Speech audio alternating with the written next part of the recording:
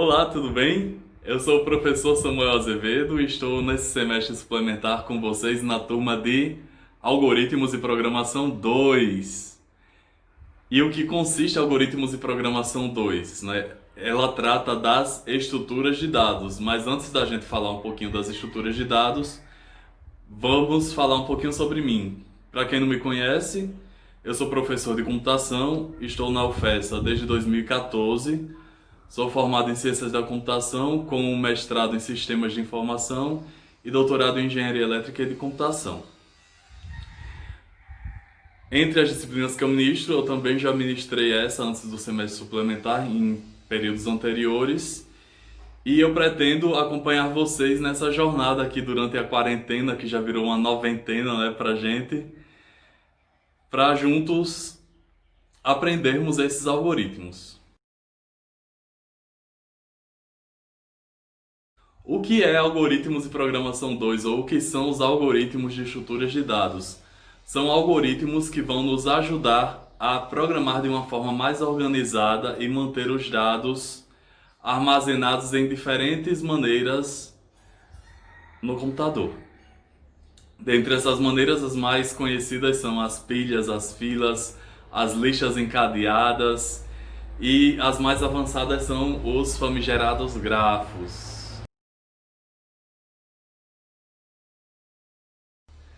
O objetivo da disciplina é a gente começar vendo uma breve introdução aos algoritmos, revendo as estruturas de dados mais elementares, que vocês viram no Algoritmos 1, que são os vetores e matrizes. Então a gente começa revisando um pouquinho de programação com esses tópicos, e aí nós avançamos para os algoritmos de estruturas de dados em si, ou pelo menos os algoritmos mais básicos e mais conhecidos de estruturas de dados. No final da disciplina, a gente também vê alguns algoritmos mais avançados em forma de sala de aula invertida, ou seja, vocês vão preparar em grupos e vão mostrar alguns desses algoritmos como terceira avaliação. Mas isso é um spoiler para o ponto mais na frente, que vai ser o ponto das avaliações.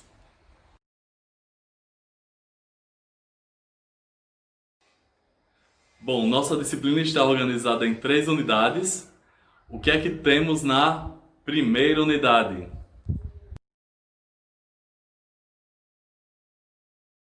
Então, como vocês viram na figura anterior, na primeira unidade nós teremos 4 aulas, ou 4 encontros, que vão durar essas 2 primeiras semanas.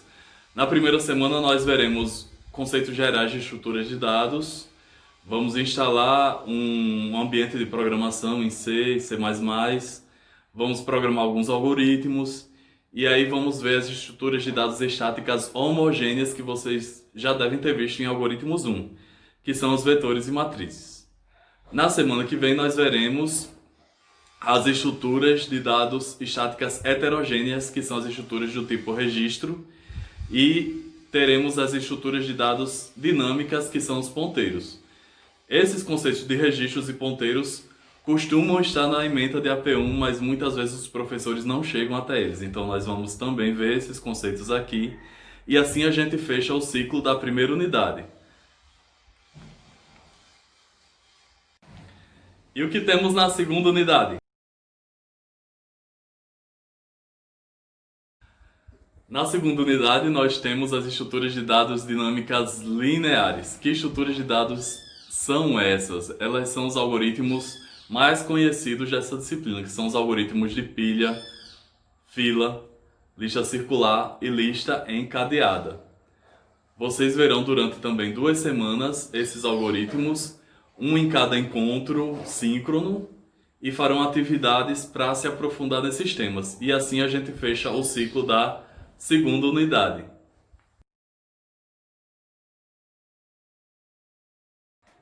Na terceira unidade, nós veremos, como eu disse anteriormente, os algoritmos mais avançados de estruturas de dados. E aí, nesse momento, a gente vai mudar um pouquinho nossa dinâmica. A gente vai funcionar como uma sala de aula invertida.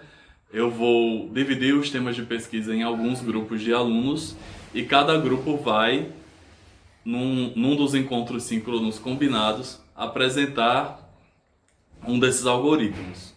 como é que ele funciona no geral, vai mostrar alguns exemplos e assim será cumprida a terceira unidade também durante 2 semanas. E aí, professor, como é que vai ser a metodologia dessa aula, meu irmão?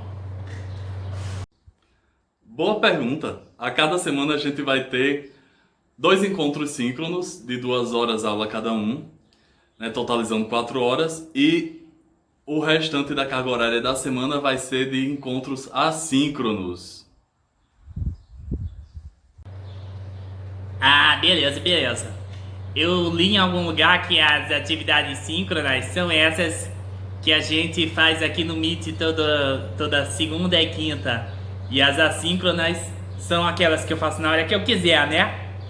Sim, essas atividades assíncronas são feitas na hora que vocês quiserem, de onde vocês estiverem. Inclusive, quem quiser acessar o Moodle pelo celular, também existe aplicativo para acessar o Moodle no celular, que pode ser uma mão na roda para muita gente, né? E como é que você vai fazer pra saber que atividades eu vi?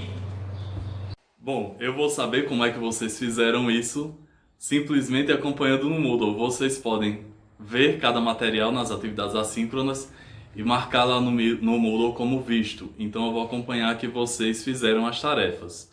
Alguns sistemas Moodle também podem ser configurados para que o professor saiba, sem o aluno marcar, quais atividades ele visualizou, quais atividades ele leu, quais vídeos ele assistiu. Ah, então é só ver o material que tá tranquilo? Essas atividades síncronas também podem acontecer por fórum da turma, tanto o fórum da turma no Siga quanto o fórum da turma no Moodle. Eu vou procurar sempre manter o padrão de usar sempre no ambiente Moodle, a não ser que vocês me mostrem que estão com problemas de acesso a essa plataforma, e aí a gente centraliza algumas das atividades, algumas das avaliações no Siga. Ah, beleza, beleza. E como é que isso funciona no dia a dia, assim, pra mim? A cada semana eu devo postar na segunda-feira o material da semana, e aí nós nos vemos nos encontros da segunda e da quinta. E esse negócio de prazo, explica aí como é. Bom, os prazos são os seguintes. Toda semana vocês têm o prazo de fazer as atividades daquela semana. Ao término de 2 semanas se encerra uma unidade e então nós vamos compor a nota daquela unidade com base no que vocês fizeram dentro do prazo.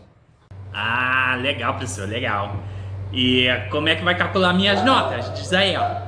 As notas acontecerão da seguinte maneira: 4 pontos vão ser por acompanhamento do material, ou seja, por eu acompanhar que materiais vocês viram. Vocês têm que ir marcando sempre lá no Moodle, se ele não já estiver marcando automaticamente. E os outros 6 pontos vão ser pelas atividades que vocês devem fazer no fórum da disciplina. Professor, e as 3 unidades são assim ou tem diferença?